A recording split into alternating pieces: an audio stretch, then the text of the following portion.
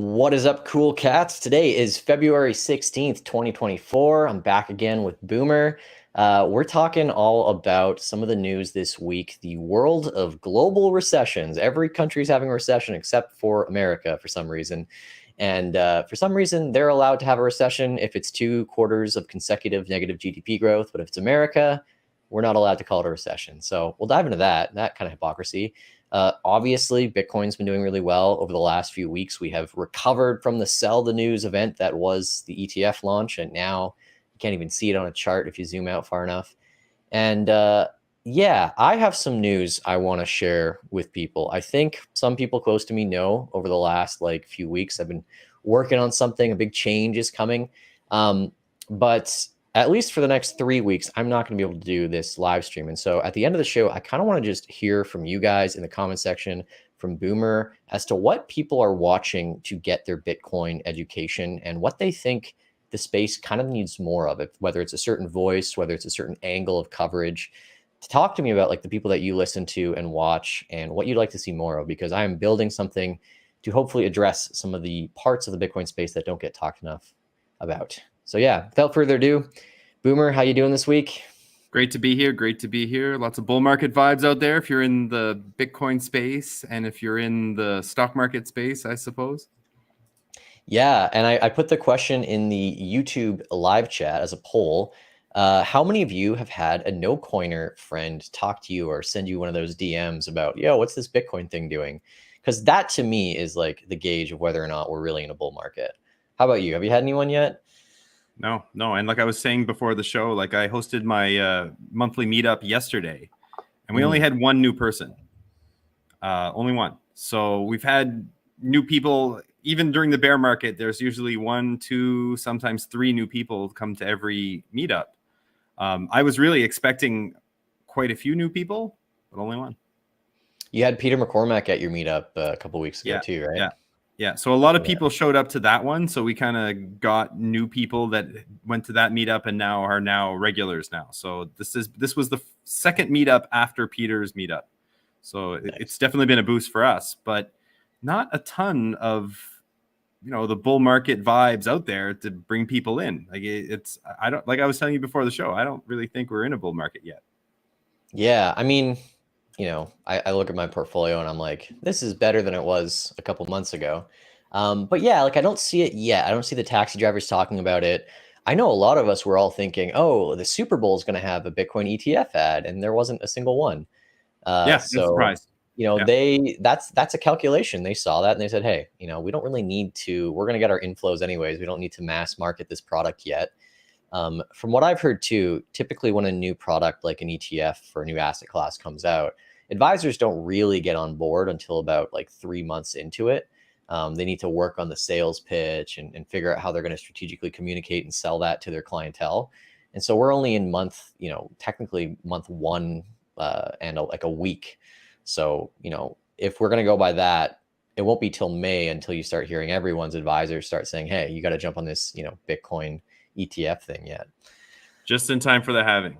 Just in time for the halving. Isn't that perfect? Yeah. And you were saying that we didn't get an ETF advertisement during the Super Bowl, but we did get Jack Dorsey in a Satoshi t-shirt. I bought one of those shirts. I think sitting next to iconic. Beyonce. How many people obviously we see that, and I was watching the game live and I opened up my computer to see how many people were talking about it, and Bitcoin Twitter was just, that's all everybody was talking about for a couple of hours. But do you think the normal person even noticed? I don't think that name rings a bell for most normal people. If I was to try and figure out a ratio of how many people know what Bitcoin is versus how many people know what Satoshi is, I'd say for every 3 people that know about Bitcoin, there's probably only 1 that knows Satoshi or that name. 99% of the people that were watching that show and saw Beyonce and Jay-Z, they didn't even see the person sitting next to them, who happened to be Jack Dorsey, right? Wearing a Satoshi t-shirt. They didn't even see it. Yeah. So I love that though. I love when Bitcoin culture kind of oozes its way out into the popular zeitgeist. And it's you don't have to wear this big B on your shirt. I think the eyes of the Satoshi character he was wearing on his shirt had Bitcoins, but just it's punk, man. I love that shirt. It's like it's the Nirvana cover, I think. I'm not butchering that. This is one for Nirvana. I'm not. I love them. So first story here is recessions, recessions, recessions. Let's pop up some headlines here, and then we'll dive into what exactly is going on. So first one, Japan is no longer the world's third largest economy as it slips into a recession. Japan and the UK hit by recessions. Now the UK is a part of this as well. And we've heard slowdowns from China. There's a couple other countries that are seeing recessions, but they're not major recessions. Like, we're not talking about 2008 financial collapse. We're just talking about 2 negative consecutive quarters of GDP.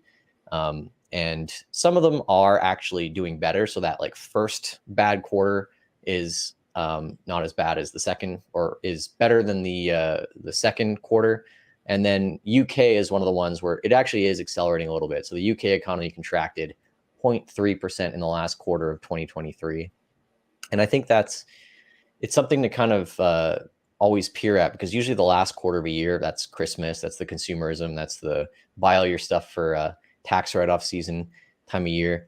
To see the last quarter of the year pull back that much is always kind of interesting to watch. And then one of the things that also popped up on my newsfeed this year was Canadian Tire, our classic famous department store, had a 65% drop in revenue quarter over quarter, or no, year over year, in their Q4 report. So again, one of these stores, like a Walmart, like an Amazon, that usually does great numbers in Q4, 65% drop in profit, 16.8% drop in revenue. Part of the blame here is that in Canada, we've actually had a really warm year overall. I don't know if it's like that on the East Coast, but in the West Coast here, most of our major ski hills have had 0 snow this entire season. We had maybe about a week. So anybody who bought year-long passes is hitting themselves. But Canada's Canada, so we sell a lot of skis and snow shovels, and if there's no snow, there's a bit of an explanation there. But I think it more points us in the direction of, I think the consumer is just pulling back a little bit because of all the other factors we have going on, with skyrocketing, mortgage rates and renegotiating those. A lot of people, because they're probably looking at the macro scene like us, are probably thinking, like, interest rates are high now, but they'll eventually come down. So you have people likely, more likely, in my opinion, to refinance at a variable rate with the expectation that maybe in 2 or 3 years we get the recession, the rates come down. We've been talking about how the market's sort of been expecting that for a while, but that keeps getting kicked down the road as to, like, how many rate cuts are coming in 24 and how deep it's going to be. And when you're booking a variable rate, you're going to pay a much higher interest rate than a fixed one as well. So you got people redoing their mortgages when they're used to paying 2 or 3%. Now they're paying as high as like 7, 8, or 9% on their mortgages. And that definitely, to me, would hurt discretionary spending. But I'll stop yapping here, Boomer. I'm curious what your thoughts are on all of this. The rest of the world going through a bit of a recession, Canada's economy slowing down. Where do you think things are going? I think the consumer's afraid. Consumers are not stupid. I completely agree with you. Interest rates, mortgages are increasing, so the consumer has less money to spend. But I also think that even the average consumer who may have a little bit of extra money is now saving that for a rainy day, because they're realizing that things are not great out there. Unless you're in Bitcoin, or unless you're holding Nvidia or something like that, like it definitely feels worse than what people are saying on TV. Yeah, it's frustrating, like, I will say I try and tune into, what the state is talking about, because I think even though they're, let's just call them our adversaries in this world, it's interesting to hear the signal that they're putting out. And I feel that the Canadian government, at least for the past year, has not been as celebratory in the face of some of the bad data that's come out, or the bad events that have happened with Trudeau.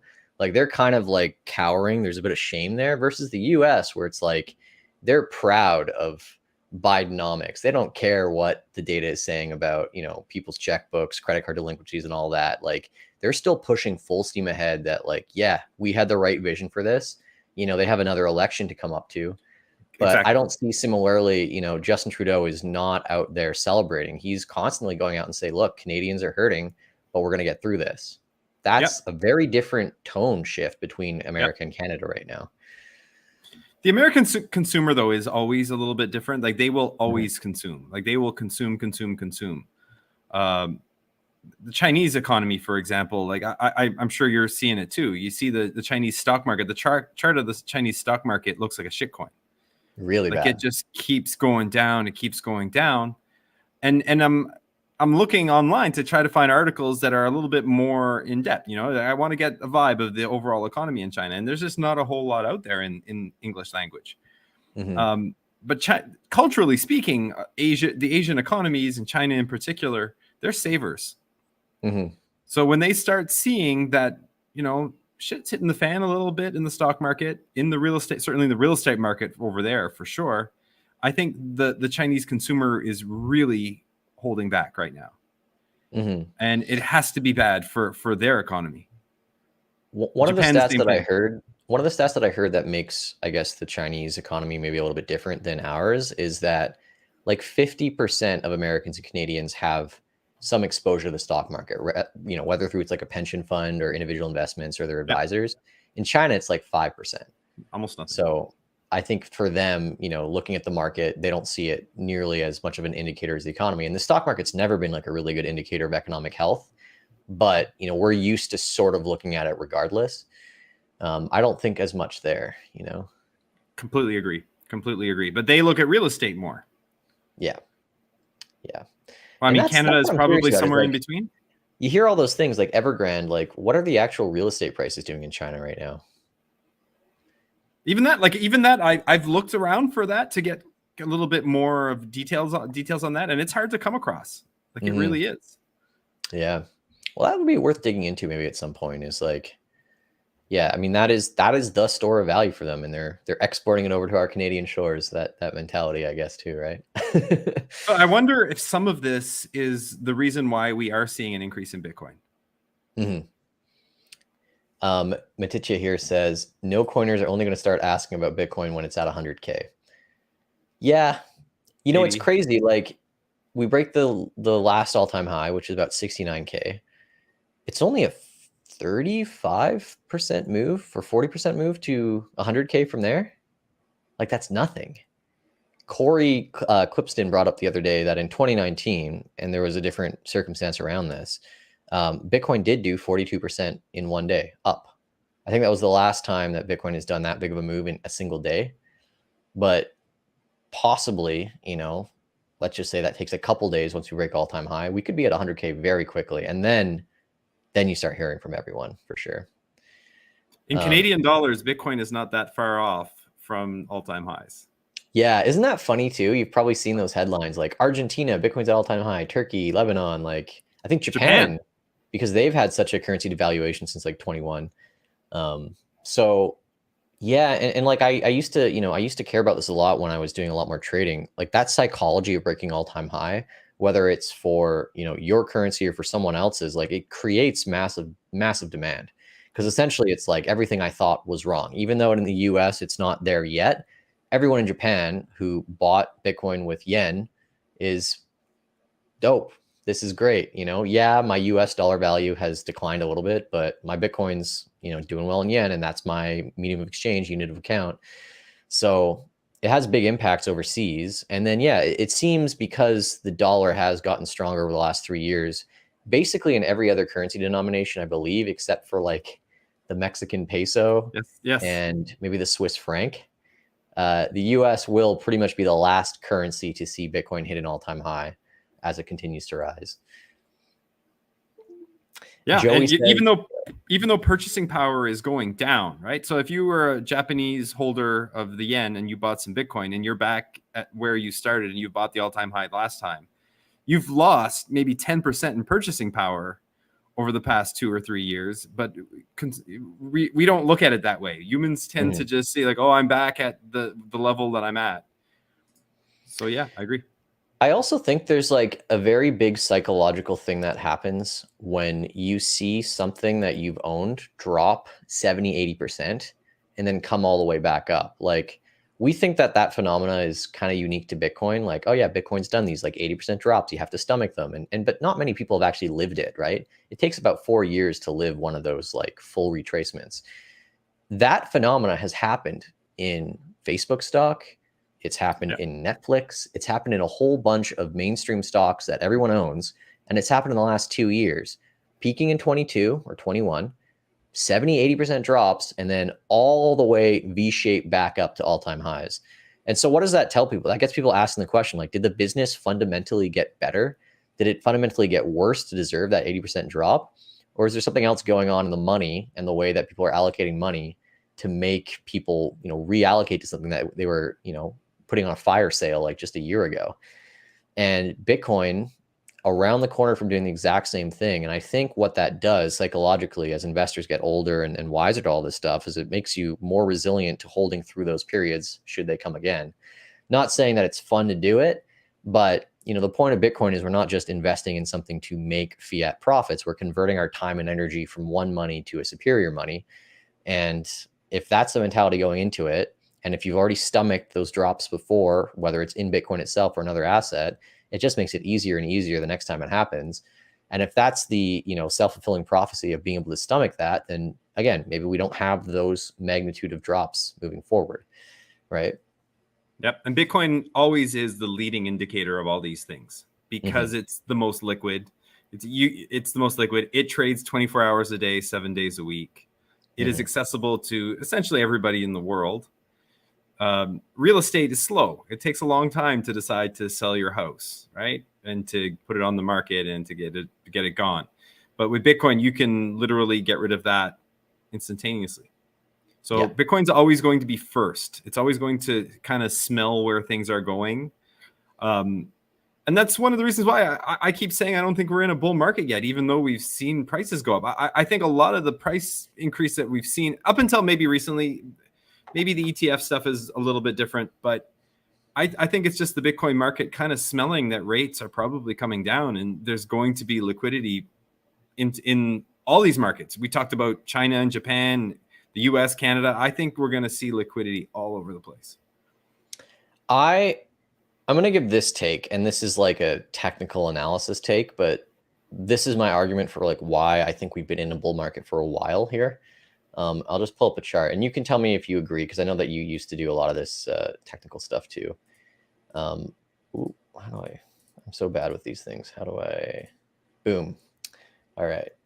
So these two lines are old now. These two blue lines were the range I thought we would be in for 2022. And I was right. We didn't crack it till this year.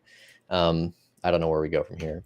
But my definition of a bull market is basically watching the monthly trend of Bitcoin. And it's like, if we're making higher lows and higher highs on the monthly, to me, that is a bull market. And if it's making lower highs and lower lows on the monthly, to me, that's a bear market.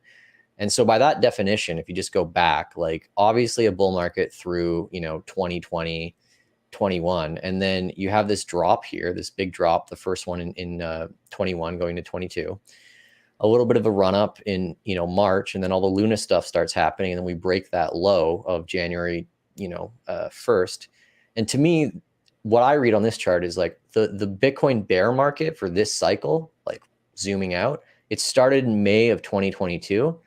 This is not changing a trend technically because there's no higher low and higher high until about September of last year. And so to me, it's October of last year is when the Bitcoin bull market started.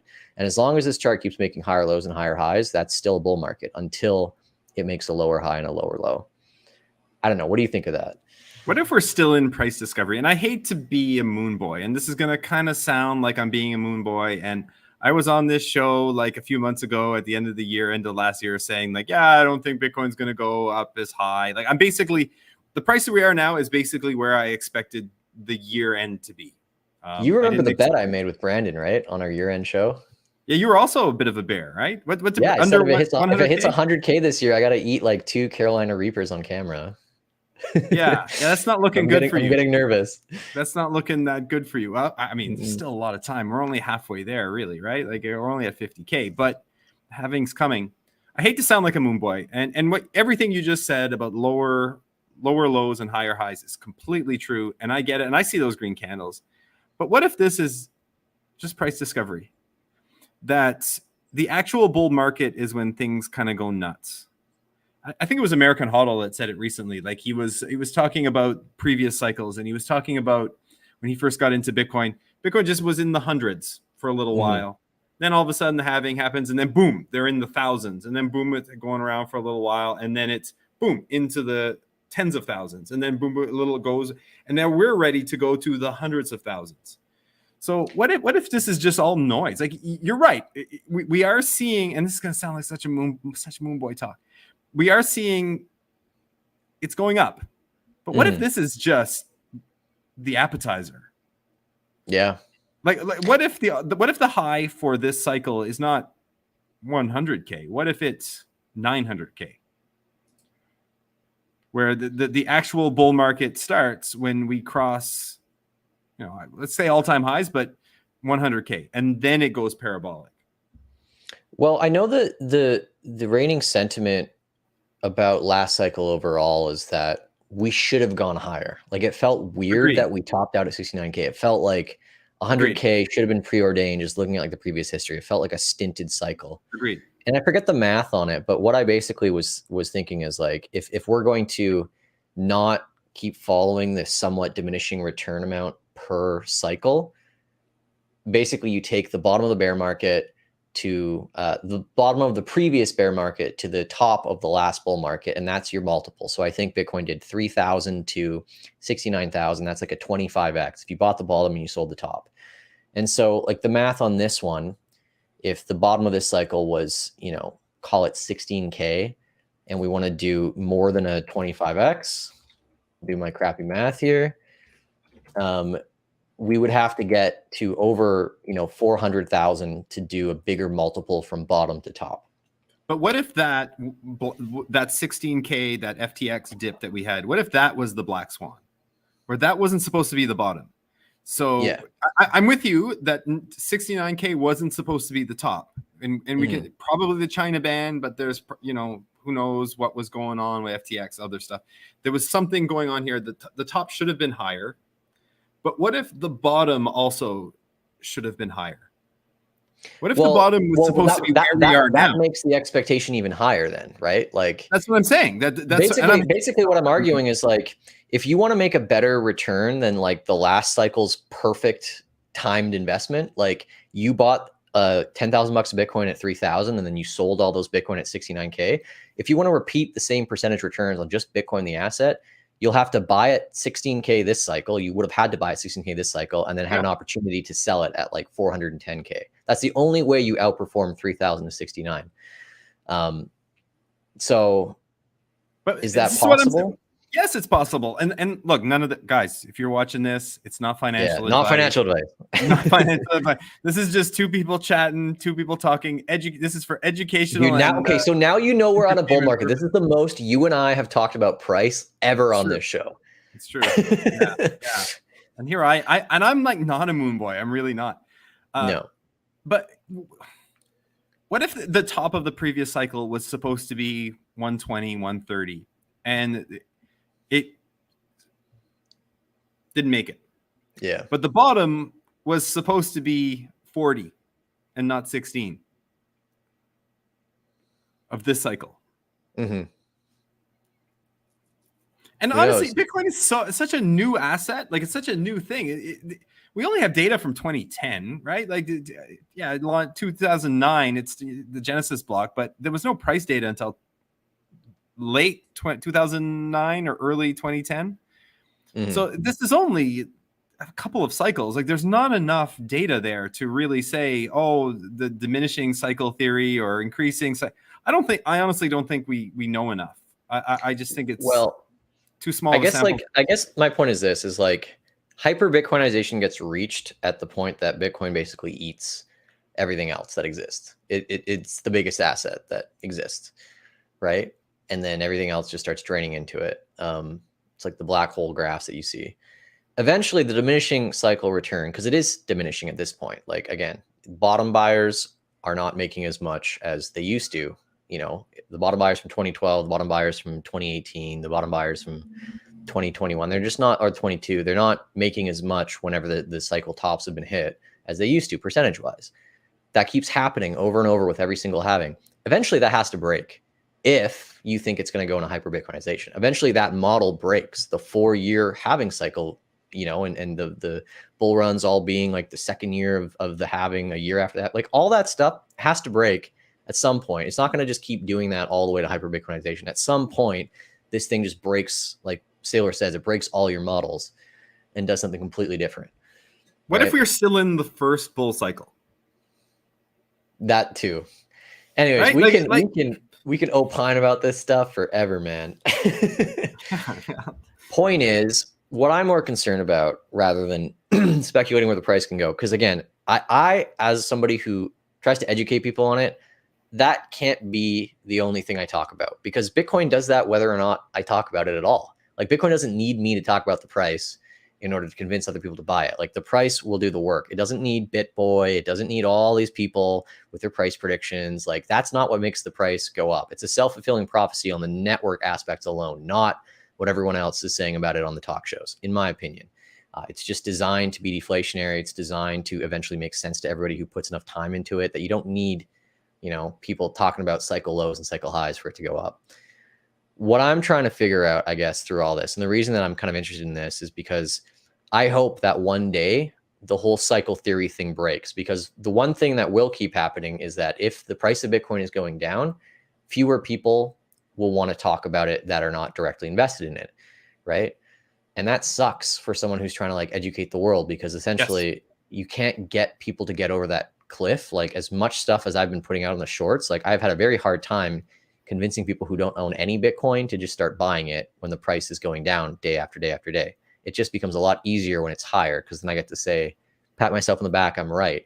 And the question I have is like, at some point, if we're to see hyper Bitcoinization, the price is just never going to do what we expect it to do. And so we can't plan our lives around these like 4-year cycles for when we make content. But you're planting seeds. You're planting seeds. Yeah. Right? Like you, and maybe you won't be around. Maybe you'll be retired on a beach somewhere by the time that you see the fruits of those seeds that you sowed. People are watching your stuff and creating a positive idea about Bitcoin in their head. And you're right. They're not going around and they're not buying, and maybe they're not even buying a book, and maybe they're not even listening to a podcast. They're not doing anything else. But you put one little seed in there, and then 6 months later, one of their friends says something. And then 2 months after that, they finally, you know, Google something and read an article or listen to a podcast. And then now they start buying, you know, and then it clicks. And then it clicks. And they don't even remember that it's your short that they saw on TikTok that planted that seed, right? They don't know that. And you don't know that. And you're doing that, dude. Like you really are. Oh, I appreciate it, man. Your content, you know I'm a fan of your content. It's great. Like it's important. Well, that's why I have the puppet, because that way people make the connection. Like they have to have a visual, and the puppet is what's great for that. Yeah. So I'm doing more stuff with the puppet soon. But guys, everybody listening, learn before you buy, right? Yeah. Like learn before you buy. Never buy anything you don't understand. Did you watch that podcast or see the posts about this guy on Twitter? His name was like Quoth the Raven. And he was talking about how I finally get Bitcoin. I had to sit down, and these are like the 3 pieces of media I consumed. He went on Peter McCormack's podcast, and he was talking about how he instinctually had this like gut reaction to just not pay attention to it or not learn about it because of people like Max Kaiser. And like ultimately in a decentralized movement, you can't control who the messengers are in all of this stuff. But I think that is, you know, a lot of people, like they can't assess a piece of technology, you know, objectively if the loudest spokespeople or educators in the space have a way of communicating that's just completely unsavory.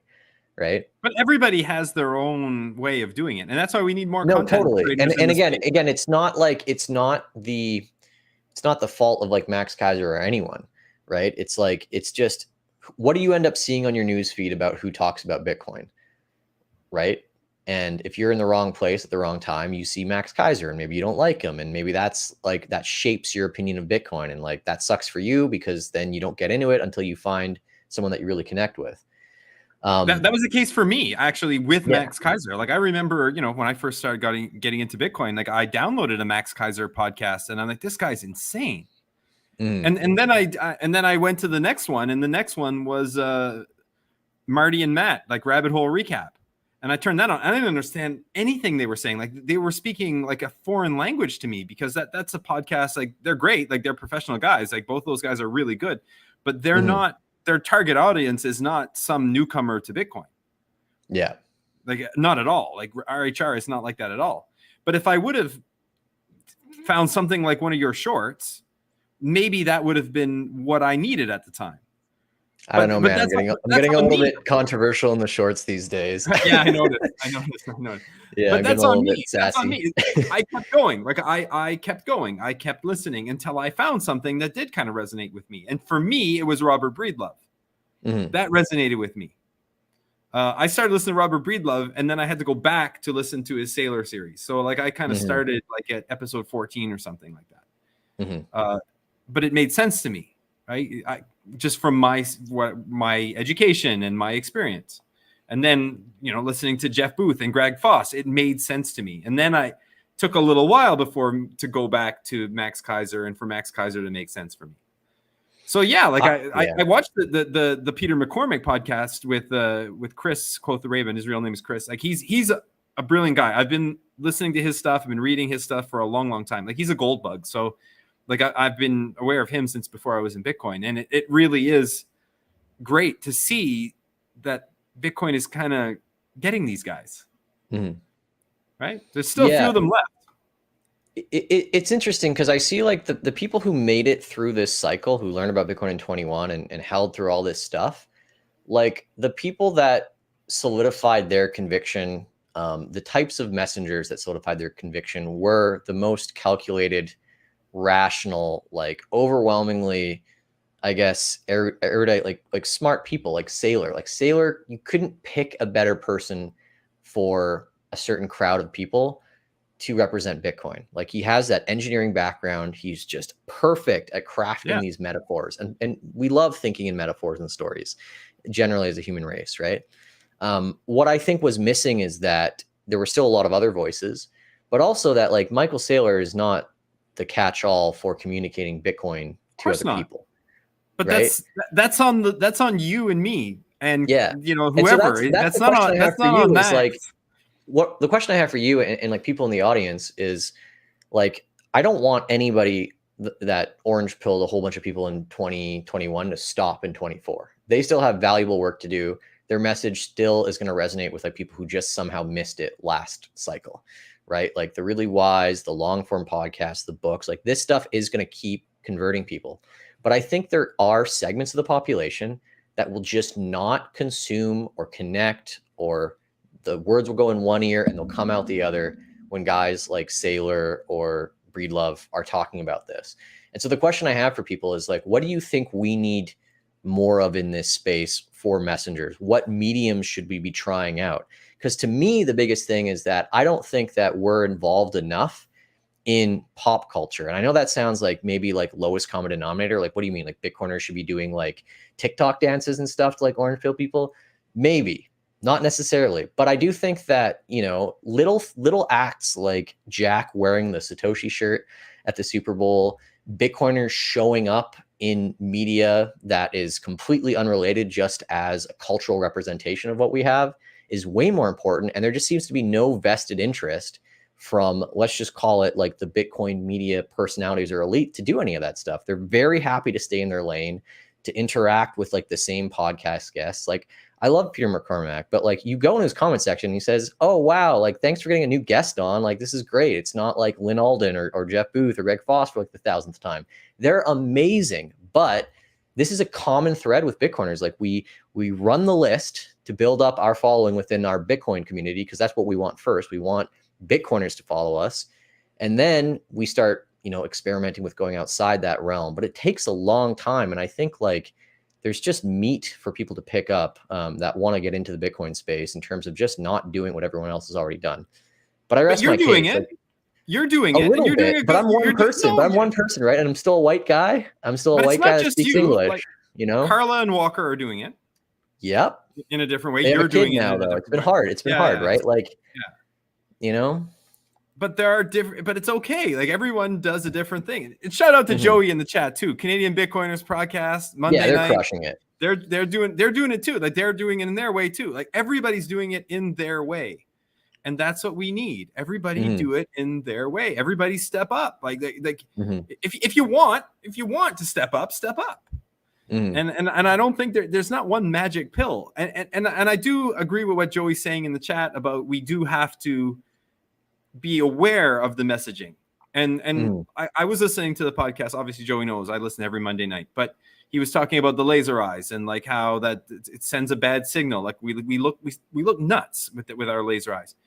I agree, disagree. I could go either way, but I don't think we should stop using laser eyes. We want to use laser eyes, right? Like do whatever you want and whatever you can. And the more people who do the more things, the more people will reach.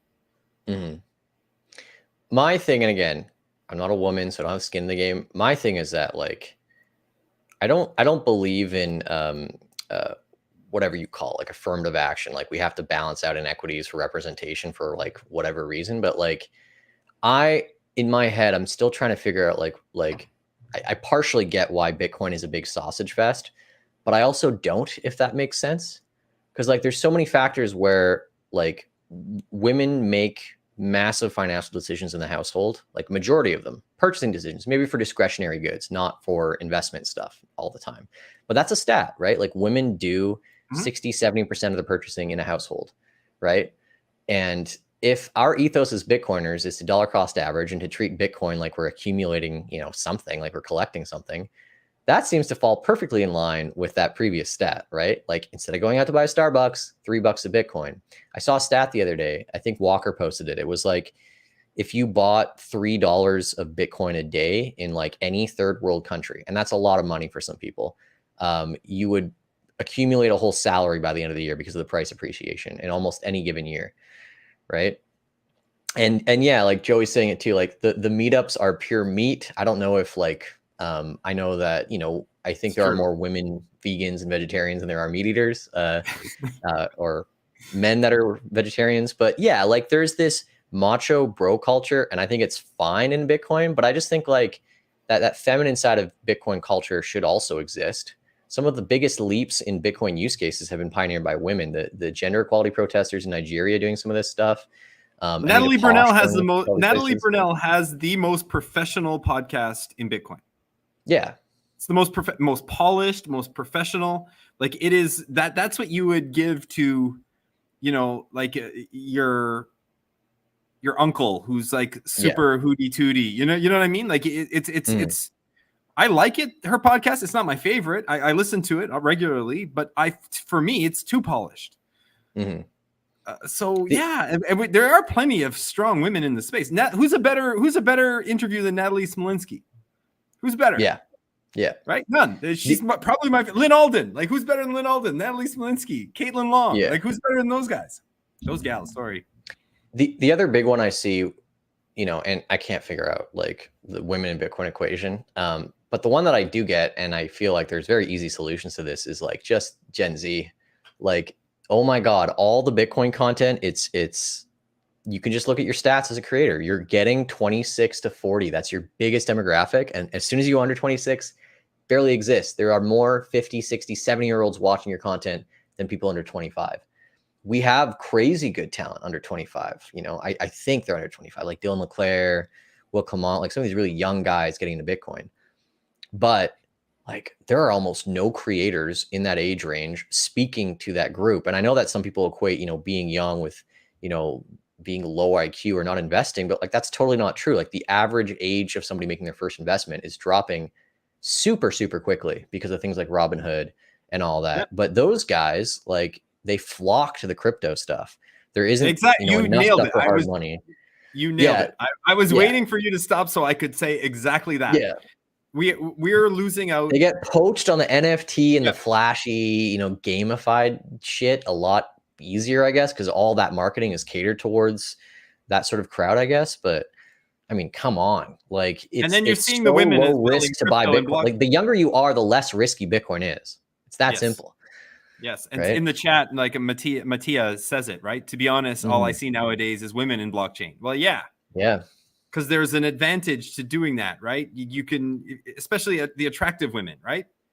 There are a lot more show a little career bit of skin. opportunities in blockchain, even in bear markets, than there are in just Bitcoin.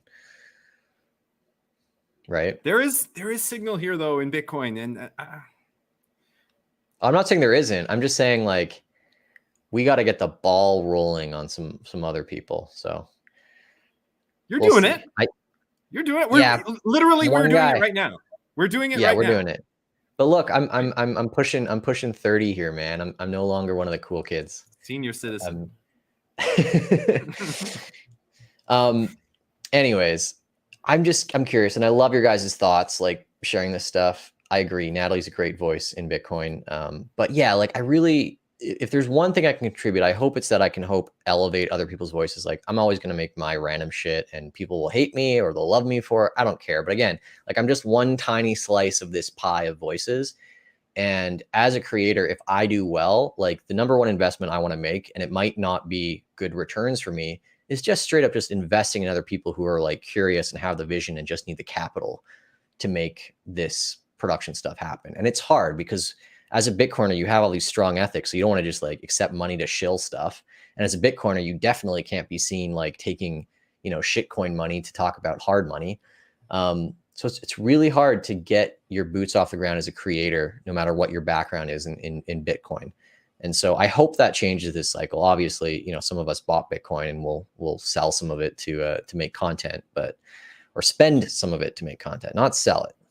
We'll and if pay we're everyone talking we about need to in Bitcoin. If we're talking about women in Bitcoin and we're talking about content creators, let's give a shout out to Isabella, right? Like yeah, she's crushing it. I invited her to be on the show. She just moved to Mexico today. No, but right, like she's doing it, right? Like her shorts, she's doing it. Mm-hmm. And she's found her little niche, like the way she does it. It's unique. It's good. And it's resonating with people. We're making a lot of stuff actually together. So that'll come out. That'll break the trend. But again, we're only two people. We're only one person. Like we're early. I'll figure it out. Early. You're early. Of course you're gonna figure it out. You're gonna figure it out. You know what I'd like to field is like, let me ask people this. And I don't plan on doing this like personally, at least right away. But like, does anyone in this audience pay a Patreon or a subscription to a certain independent content creator or journalist? Like Boomer, do you have Substack subscriptions from like Quote the Raven or those guys? The only thing that I pay for Bitcoin in the space is Fountain. Like I pay like Oscar and the guys, like I have the premium subscription to Fountain. Okay. That's the only thing. So it's basically that's like value for value though, right? No, I actually pay for the Fountain, the premium Fountain. Like it's like $6 or $7 a month. Like is that just not one creator or like the whole? It's like no. It's for the app itself. So like it's for like the premium version of Fountain. Okay, so there's no like individual creator that you're like subscribed to on like a Patreon basis or anything like that. No. I should do better. I mean I zap sats here and there, and I definitely stream some sats here and there, and like I boost, like I send boosts on Fountain, but not enough. Okay. That is what I'm curious about because that's the model. And I know it's tough to be like, why would I spend the equivalent of like a third of a Netflix subscription on like one person's stuff? But like, I think that's the model that makes this viable for people. And it's tough, right? Subscribing to someone's newsletter, subscribing to someone's, Patreon or whatever. It's like, that's a lot of money to give one person. To me, the flip side of that is like, it's incumbent on us as creators to actually prove that it's worth that much. To the viewers. But that's the model that like more of us need to work on if we want to do this long term, because the ad rev model is going away. All this stuff is under like massive deflationary pressure from technology, because you just have people just able to crank out way more content than you. People are able to get sponsors for selling out their morals. Like you need to build community in order to have a sustainable income, or you have to have some other segment of what you do maybe you're making videos for someone else, just using your face. Fund what you do as an independent content creator. But that's been the biggest struggle I've found, is like how I don't want to like extract money from my audience, and they've been super, super generous with like the donations and stuff, but like the amount that it costs is just insane. Like, Yeah, for editors and we all have this to be stuff. better. So As a consumer, I need to be better. yeah, The only it's a two-sided thing. Like, we have to understand as creators how to sell the value of what we're doing better to our viewers, and doing better jobs ourselves. And then our audiences have to understand a bit more like how much it costs, because it's crazy.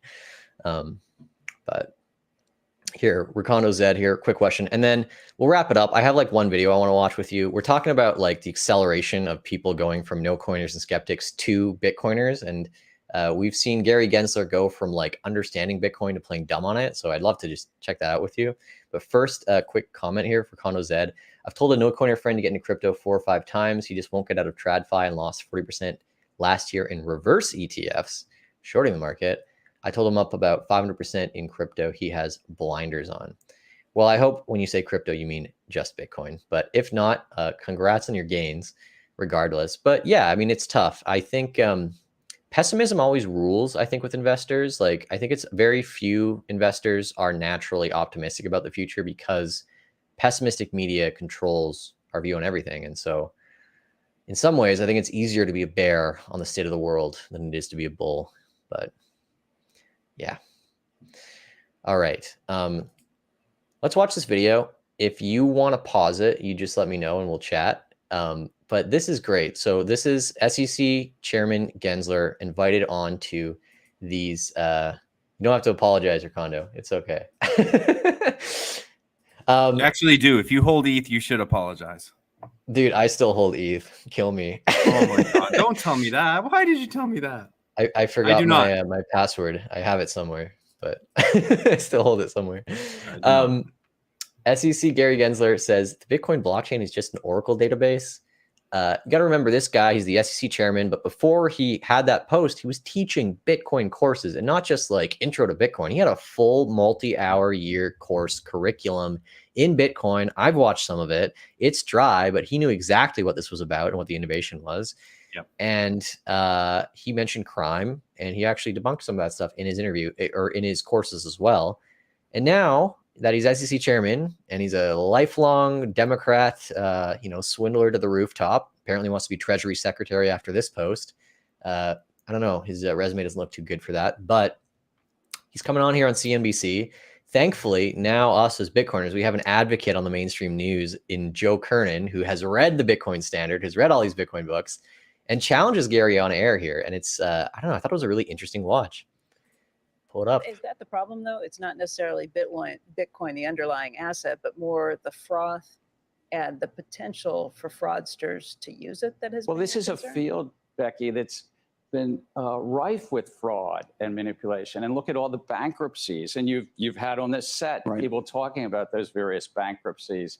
And it's not just one entity, it's entity after entity after entity. And then investors are just lining up in the bankruptcy court. What do you can hear that, right? Yep. Okay, cool. Like that's like the first comment. Like, he has a problem with Bitcoin or crypto because a bunch of companies are going bankrupt. Like, that makes it less valid of a technology because people who are taking a risk in a new tech sector are going bankrupt. Is that not the history of like every new technology ever? I would argue that the fact that Bitcoin companies, I hate standing up for crypto, but crypto companies are going bankrupt is a feature, not a bug. His banks are not going bankrupt because they're continually getting bailed out every time they're in trouble. Also, like, I don't have stats on this, but like just pure Bitcoin companies that don't mess around with the crypto thing at all. How many of those have gone bankrupt in the last few years or have like shut down? Well, there's not like, that many of them. God, the only thing that comes to mind is like Blue Wallet stopped doing Lightning, but they're still around. Like a purely like Bitcoin company that just bought and sold Bitcoin or did ancillary products. Name one that's gone out of business of any significant size. Zero. right? But you hear what I'm saying, though, right? Like, if he's Yeah. using that as his argument is that there's a ton of bankruptcies in this space, and that's why people should stay away. Well, that's really fresh coming from someone who bails out banks every time they're in trouble. Exactly. Also, like, bankruptcies are fantastic. I would Yes. rather have a whole bunch of companies going bankrupt than a bunch of freaking zombie companies that are still trading on the NYSE and the NASDAQ that investors get poached into once in a while because some lame streamer still thinks that even though BuzzFeed or like 23andMe is down 99%, it's still got promise in the future. Like, way more capital is destroyed by zombie companies on the NYSE and NASDAQ that do perpetual dilutions than the ones that just go bust quickly. I mean, come on. It's Absolutely. wild. It's wild. We make of this goes to the underlying piece of this. You've heard Jamie Dimon say that he would close it down. That basically Bitcoin is. You've seen the comments, right? It's not just that he closed down. That he would say it's used by drug dealers and used by folks who are doing all sorts of illicit and terrible things. There's very few things that trade today that people talk about like that. Now, there are obviously frauds and things that happen, but maybe not like this. Like the dollar is like 100 times more. Well, I know that's your perspective, but I'm just I'm curious how you think about that. That's true, though. This is how much has been money laundered with Bitcoin. This is how much. This is Bitcoin. This is dollar. Yes, Joe. But look, here's the Jamie Dimon quote. The only true use case for it is for criminals, drug traffickers, money laundering, and tax avoidance. I know, but we have a guest. That's his opinion. We have a guest, Joe. What is your opinion? And what is your opinion that we have something trading on the exchange for the public that has this type of use case, at least as described by the president of one of the largest financial institutions in the country? It's the leading market share in ransomware, and that's publicly known. Right. This argument is so insincere as well. Like, it's the leading market in ransomware. It's like a chicken and egg thing, right? Like, how do I explain this? Ransomware would still exist without Bitcoin. It doesn't fuel Bitcoin adoption. Bitcoin adoption does not fuel ransomware. There's a billion other ways to extract it. Bitcoin just happens to be the best one at it. And that's why it's used. But to say like that's the use case for Bitcoin, it's just so disingenuous. It would be a great idea for a podcast or like a show to get some sort of like body language expert to come on, and he would just dissect what the media says about Bitcoin. Yeah. Based on this guy, like if you're watching Gary Gensler right now doing this interview, great idea. That's your job. Like, you're a body language guy, and tell me where he's lying. Tell me what he's actually thinking. Like, he's clearly lying. The only thing I'll say is, like, some of these body language experts, like, it's sort of like tea leaf reading where you can look into anything and find what you want if you dig deep enough. But for entertainment value, we spent 15, 20 minutes talking about Bitcoin price with like green and red candles. So like, yeah, I would watch a body language show over that for sure. The token of choice for ransomware. Joe, if I can say, the US dollar, the euro, the yen, you have the whole society using it as a medium of exchange. We buy our cups of coffee, as I see here. Right. We get paid in dollars or yen or euro. And you have a whole central bank and support for one currency generally per economic region. That we don't have here. So there is a very real economic difference. Which is part of the attraction, since it's decentralizalized, and you can't have a profligate central bank. It's not that decentralized, Joe. Well, I know you're saying because of the ETFs, but really it is. No, it's not that decentralized, because look how finance tends towards centralization since antiquity. Right. So what do we have? We have a handful of 3 to 6 core so-called crypto. I understand, but the asset itself, the way that that's how the distributed ledger, right? That's how the ledger. And now, how many times do you have people on this show that say, "I want to invest in something because how the books and records are kept"? I mean, Joe, really? It's just an accounting ledger a clever. It's a ledger that Satoshi everyone Nakamoto has, did that everyone something. has and can't be double counted. It's almost immutable. That's why people think it has So inherent you value. trust it more than an Oracle database, or you trust I it more trust than it more than a lot of the Bitcoin company. bulls say they Like, and like, that's the most egregious part, because like everything he's doing, which is like just mocking, like, oh, you trust it more than an Oracle database. Like, nobody buys, Bitcoin because it's a decentralized accounting ledger. It's like, you spoke for hours about how important of an innovation that was in finance. And then you come on this show and you just make a mockery out of it. And it's like, I don't know. Is And there it's so enough money in the easy to world to make you do that? I guess. Everyone has a price, right? It's so easy to fact check this. Mhm. Right? If he's let's give him the benefit of the doubt. Maybe he is sincere in there. Let's say Gary Gensler is absolutely sincere. He's not lying in this interview. Then he is only the second person I can think of who's gone the other way on Bitcoin. Is that Nicholas Taleb is the other one? Nassim Taleb is the other. Nassim Taleb, yeah. Yeah. And I wonder why. Maybe for the same reason, because Nassim Taleb, it was all the Bitcoin bros making fun of him, and then he got tired of it. And maybe everyone saw that Gensler meme where he's like photoshopped like the clown from It. And then they're like, oh, these freaking Bitcoiners, man. No, I honestly think they're just trying to keep their ship afloat. Yeah. Right? They're just trying to keep this fiat Ponzi going as long as they possibly can. And there's people in that camp that are malicious. Like, they're doing it with malicious intent, but I don't think they all are. Like, I think a lot of people in that camp actually believe that if the dollar goes the way of the dodo bird, then a lot of innocent people are going to get hurt. So they're going to try to keep it going as long as possible. Yeah. And again, like, shan't we forget, as we price our lives in dollars, that like inflation is like one of the vectors that hurts and harms people. But like, and this is how I try and communicate to people in like a heartstring pulling way rather than like a math way, is like, the dollar is ultimately the currency of violence. It's been the currency of violence for years, right? So when you see people talking like nonchalantly about like, I can't buy a cup of coffee, I can't buy this, I can't buy that, and they're part of the same establishment that uses this dollar hegemony to buy endless amounts of weapons from Raytheon, Northrop Grumman, Boeing. It's like, it's only possible with that dollar dominance that you can print and issue these things, have that unanimous party support to push these bills through. The right wants more weapons to Israel and the left wants more weapons to Ukraine, and more weapons get made regardless. That's what we're fighting against. It's a lot more to me than inflation. It's about this violence regime, and that can only be perpetuated through centralized currency. Doesn't work if you can't print the currency.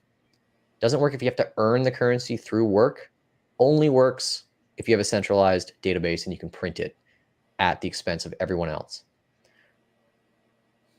If we only let Ron Paul have a chance. Well, we're going to make it happen with him or without him. But I take solace in the fact that that guy is now 90 and he is looking way sharper than Biden, Pelosi, McConnell. It matters, what your heart's in, I think sometimes. I don't know. There's evil people like Henry Kissinger that live to like 100, sure. But it's good to see Ron Paul in good health for everything that he stood for. Amen to that. No, I can't disagree. You're 100% right in that. But I don't think that everybody involved in this Ponzi is doing it with malicious intent. I think they're just caught up in this thing. Yeah. Well, incentives matter, right? And the fiat Ponzi has an incentive to drive people towards, I think, their worse sides and their worse evils. Just because it's just a matter of surviving, right? And it's worth noting that wars have been happening a long time. And economic wars have been happening a long time. And who is it that says like every war is a central banker's war?